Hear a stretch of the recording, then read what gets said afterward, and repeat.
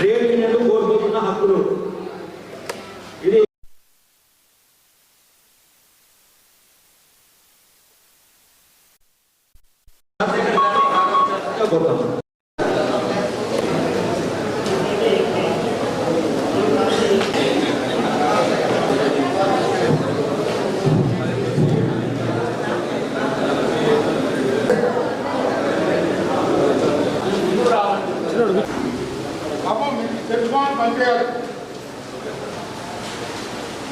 మీరు కూడా ఫోటో తీసినప్పుడు సెల్ ఫోన్ బంద్ ఒక డిసిప్లిన్ దయచేసి అందరూ సెల్ ఫోన్ బంద్ చేయండి.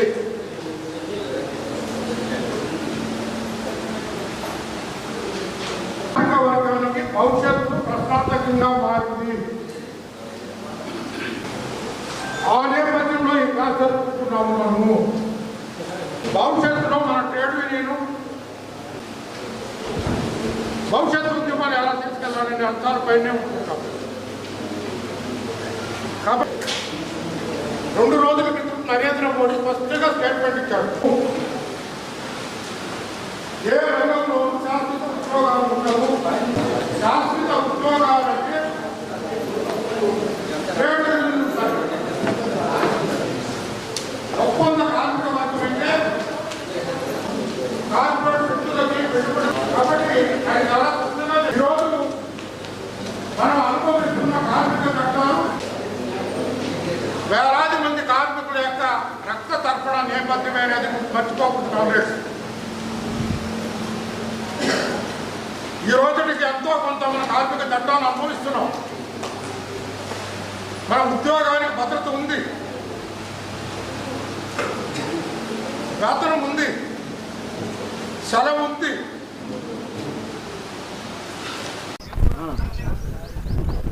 అనంతపురం జిల్లా, సత్యసాయి జిల్లా, ఈ ఉమ్మడి అనంతపురం జిల్లాలో ఉన్నటువంటి ఏఐటీసీ నాయకులకు, కార్యకర్తలందరూ కూడా ఈరోజు ఇక్కడ శిక్షణా తరగతులు ప్రారంభించడం జరిగింది. ఏఐటీసీ సంస్థ అనేది భారతదేశంలోనే మొట్టమొదట ఆవిర్భవించింది. కార్మికుల హక్కుల కోసము, కార్మికుల యొక్క సౌకర్యాల కోసము స్వాతంత్రం రాకమునుపు నుంచి కూడా ఏఐటీసీ ఏర్పడి భారతదేశంలో మొట్టమొదటి ఏర్పడినటువంటి ఏకైక కార్మిక సంస్థగా ఈరోజుకి ఉంది. దాంతోపాటు భారతదేశ వ్యాప్తంగా అత్యధిక సభ్యత్వం కలిగినటువంటి సంస్థ ఏఐటీసీనే. మరి ఏఐటీసీలో అన్ని రంగాల్లో ఉన్నటువంటి పనిచేసేటువంటి కార్మికులు, ప్రభుత్వ సెక్టరు, ప్రైవేట్ సెక్టరు, కాంట్రాక్టు దాంట్లో పనిచేసేవాళ్ళు, అవుట్సోర్సింగ్లో పనిచేసేవాళ్ళు, అన్ని రంగాల కార్మికులు కూడా ఏఐటీసీ అనుబంధ సంస్థలుగా కొనసాగుతున్నాయి. ఈరోజు భారతదేశంలో కార్మిక వర్గాన్ని, ఉద్యోగుల్ని అణచివేత ధోరణి కొనసాగుతూ ఉంది. ముఖ్యంగా నరేంద్ర మోడీ అధికారంలోకి వచ్చిన తర్వాత పారిశ్రామికవేత్తలకు ఉడిగం చేస్తూ మరి ఇక్కడ ఉన్నటువంటి కార్మికుల్ని, ఉద్యోగులంతా కూడా బానిసల మాదిరి తయారు చేసి ఒక బానిసత్వం వైపు పయనింపజేయాలని గత ఎన్నో సంవత్సరాల కార్మికులు సాధించుకున్నటువంటి హక్కులు, త్యాగాలు చేసి సాధించుకున్న హక్కులు, ప్రాణాలు కోల్పోయి సాధించుకున్నటువంటి కార్మిక హక్కుల్ని, చట్టాలని తుంగలు దొక్కే విధంగా 4 లేబర్ కోర్టులు ఏర్పాటు చేసి మరి దాని ద్వారా, ఆ కోడ్ల ద్వారా కార్మిక హక్కులను హరించే విధంగా ప్రయత్నం చేస్తూ ఉన్నారు. ఇది కేవలం పారిశ్రామికవేత్తలకి ఊడిగం చేసేదే కాకుండా వారికి భారతదేశంలో ఉన్నటువంటి కార్మికుల్ని, భారతదేశంలో ఉన్న శ్రామికుల్ని, భారతదేశంలో ఉన్న ఉద్యోగుల్ని మేము కూడా ఒక బానిసత్వం వైపు తీసుకెళ్తున్నాం చూడని చూపించేదానికోసం ఇలాంటి హక్కుల్ని హరిస్తూ ఉన్నారు. దానికి వ్యతిరేకంగా పోరాడేది ఏఐటీసీ. ఉత్త ఏఐటీసీనే కాకుండా భారతదేశంలో ఉన్నటువంటి ఐఎన్టీసీ కానీ, బిఎంఎస్ కానీ, హెచ్ఎంఎస్ కానీ, లేకపోతే సిఐటి కానీ అన్ని కార్మిక సంస్థలను కూడా సమైక్యం చేసి భారతదేశ ప్రభుత్వ ఆర్థిక విధానాలకి, భారతదేశ ఉద్యోగ వ్యతిరేక, కార్మిక వ్యతిరేక విధానాలకు వ్యతిరేకంగా పోరాడుతున్నది ఏఐటీసీ.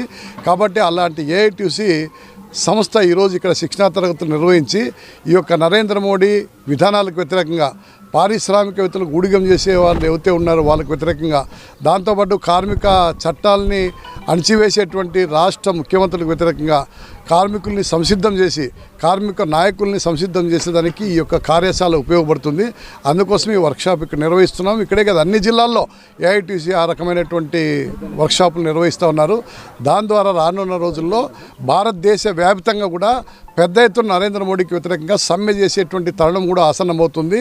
అందుకు సిపిఐ పార్టీ కూడా సంపూర్ణ మద్దతు ఇస్తూ ఉంది.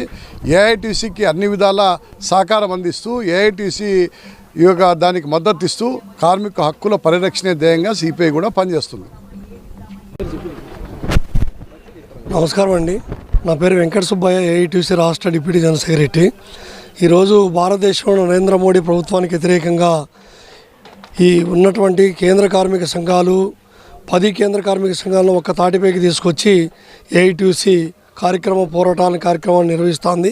నిన్ననే 18వ తేదీన ఢిల్లీలో ఒక నేషనల్ స్థాయి కన్వెన్షన్ నిర్వహించాము. దాంట్లో సంబంధించి పబ్లిక్ సెక్టార్లో ఉండేటువంటి అన్ని రకాల సమస్యలను, వాళ్ళకు వస్తున్నటువంటి ఇబ్బందులను, ప్రధానంగా ఈ కార్మిక చట్టాలు 44 కార్మిక చట్టాలను 4 లేబర్ కోడ్లుగా మార్చారు. దానివల్ల 29 చట్టాలు రద్దుగా పడినాయి. ఈరోజు ఏదైతే స్వాతంత్రానికి పూర్వం పోరాడి సాధించుకునే చట్టాలన్నీ మరి రద్దు అయిపోయిన తర్వాత ఈరోజు సంఘం పెట్టుకునే చట్టం 1926 ట్రేడ్ యూనియన్ యాక్ట్ కూడా మరి అమెండ్మెంట్ చేస్తున్నారు. అదేవిధంగా పారిశ్రామిక వివాదాల చట్టం కానీ, కనీస వేతనాల చట్టం కానీ, పిఎఫ్ చట్టం కానీ, గ్రాట్యుటీ చట్టం కానీ అన్ని రకాల చట్టాలను మార్పు చేసి వాటన్నిటిని సోషల్ సెక్యూరిటీ కోడ్ కిందికి తీసుకొస్తున్నారు. మరి ఈ కోడ్లకు వ్యతిరేకంగా అదేవిధంగా ప్రభుత్వ రంగ సంస్థలన్నీ ప్రైవేటు పరం చేసడానికి నిరసనగా మే 20వ తేదీన దేశవ్యాప్తంగా సార్వత్రిక సమ్మెకు ఢిల్లీ డిక్లరేషన్ పేరు పిలిపించింది. కాబట్టి మే 20వ తేదీన దేశవ్యాప్తంగా జరిగేటువంటి సార్వత్రిక సమ్మెలో కోటాను కోట్ల మంది కార్మికులు సమాయత్తం అవుతున్నారు. ఈరోజు నరేంద్ర మోడీ పాలనకు చరమగీతం పాడడానికి ఈ సమ్మె కూడా నాంది పలుకుతుంది. మరి పైన నరేంద్ర మోడీ తానా అంటే కింద చంద్రబాబు నాయుడు కూడా తందానా అనేటువంటి క్రమంలో రాష్ట్రంలో కూడా కార్మిక సమస్యలు ఏ ఒక్కటి కూడా పట్టించుకోవడం లేదు. ఈరోజు దాదాపు 14 రోజులు 15 రోజులు శాసనసభ సమావేశాలు జరిగాయి. మరి శాసనసభ సమావేశాలలో అనేక మంది కార్మికులు మరి ధర్నా చౌక్ విజయవాడలో వాళ్ళ సమస్యలపైన నిరసన తెలియజేస్తే ఒక్క సమస్య పైన కూడా అసెంబ్లీలో చర్చ జరిగినటువంటి నేపథ్యం లేదు. కాబట్టి ఈరోజు ముఖ్యంగా ఈ కేంద్ర రాష్ట్ర ప్రభుత్వాలపైన మరి కార్మిక వర్గం రాబోయేటువంటి కాలంలో సమరశీల పోరాటాలకు ఇటువంటి సైద్ధాంతిక కార్యశాలలు ఉపయోగపడతాయి. మరి కాబట్టి ఆ నేపథ్యంలోనే ఈ ఏఐటీసీ ఆ ప్రయత్నం కొనసాగుతోందని తెలియపరుస్తూ రాబోయే కాలంలో కార్మిక సమస్యలు పరిష్కారం చేయకపోతే మీ ప్రభుత్వాలపైన పోరాటం తప్పదని హెచ్చరిస్తున్నాం. అనంతపురం శ్రీ సత్యసాయి జిల్లా ఉమ్మడి అనంతపురం జిల్లాలకు సంబంధించినటువంటి ఏఐటీసీ కార్మిక సంఘానికి సంబంధించినటువంటి శిక్షణా శిబిరాలు ఈరోజు రేపు 22, 23 2 రోజుల పాటు నిర్వహించుకుంటా ఉన్నారు. అందులో భాగంగా ఇప్పటికే భారతదేశ వ్యాప్తంగా ఈ దేశానికి స్వాతంత్రం రాకముందు సాధించుకున్నటువంటి చట్టాలు కూడా ఇప్పుడు నరేంద్ర మోడీ గారు అధికారంలోకి వచ్చిన 11 సంవత్సరాల కాలంలో ఈ చట్టాలన్నీ కూడా రద్దుపరుస్తూ ఉన్నాడు. అంటే ఈ దేశంలో ఉన్నటువంటి 140 కోట్ల ప్రజానికంలో అత్యధికంగా ఈ దేశంలో బంద్కు పిలుపునిచ్చిన 40 నుంచి 50 కోట్ల మంది కార్మికులు రోడ్డు మీదకి వచ్చేటువంటి పరిస్థితి ఉండేది. అంటే 10 కార్మిక సంఘాలు, బలమైనటువంటి కార్మిక సంఘాలు. అట్లాంటి పరిస్థితి నుంచి ఈ దేశంలో పరిపాలకులుగా ఉన్నటువంటి పాలకులు మరి వారికి ఉన్నటువంటి భయభ్రాంతులను పూర్తిగా వాటిని అనగదొక్కడానికి ఈ కార్మిక చట్టాలన్నింటినీ కూడా రద్దుపరుస్తూ ఉన్నారు. స్వాతంత్రం వచ్చిన తర్వాత సాధించుకున్నటువంటి 44 చట్టాలను 4 కోడ్లుగా కుదించి వాటిని కూడా ఈ దేశంలో ఉన్నటువంటి కార్పొరేట్ శక్తులకు అనుకూలంగా మలుస్తూ ఉన్నారు.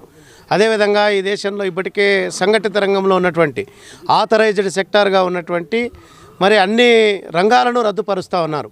ఇప్పటికే 22 మంది ప్రధానమంత్రులు, ఆఖరికి విపి సింగ్, ఐకే గుజ్రాల్ లాంటి వాళ్ళు కూడా 1 సంవత్సరం పరిపాలన కొనసాగించినటువంటి దేశ ప్రధానమంత్రులు కూడా ఏదో రకమైనటువంటి ప్రభుత్వ రంగ సంస్థను ఈ దేశంలో నెలకొల్పారు. కానీ 11 సంవత్సరాల కాలంలో 22 సంస్థలను ఈ దేశంలో మూతబెట్టినటువంటి ప్రధానమంత్రి ఎవరైనా ఉన్నారంటే నరేంద్ర మోడీ గారే. కాబట్టి ఇట్లాంటి తరుణంలో బలమైనటువంటి కార్మిక పోరాటాలు నిర్వహణ జరగాలంటే ఇట్లాంటి శిక్షణా శిబిరాలు అవసరం. సైద్ధాంతికపరమైనటువంటి అంశాలను ఈ కార్మిక లోకానికి, కార్మిక రంగం నాయకులకు ఆ రకమైనటువంటి పదును ఎక్కించడం ద్వారా బలమైనటువంటి పోరాటాలకు నాంది పలకడానికి అవకాశం ఉంటుంది. ఆ రకంగా ఈ దేశంలో ఉన్నటువంటి కార్మికుల సమస్యలు పరిష్కరించబడడానికి అవకాశాలు ఎక్కువగా ఉంటాయని చెప్పి భవిష్యత్తులో కూడా ఈ దేశంలో సంఘటిత రంగం నుంచి అసంఘటిత రంగంలో కూడా ఆఖరికి 10 మంది ఉన్నటువంటి కార్మికులు సైతం ఖచ్చితంగా యూనియన్ పెట్టుకొని వారి యొక్క హక్కుల సాధన, వారి యొక్క హక్కుల భద్రత కోసం భవిష్యత్తులో పోరాటాలు జరపడానికి ఏఐటీసీ సమాయత్తంగా ఉంటుందని చెప్పి ఈ సందర్భంగా తెలియజేస్తా ఉన్నాం.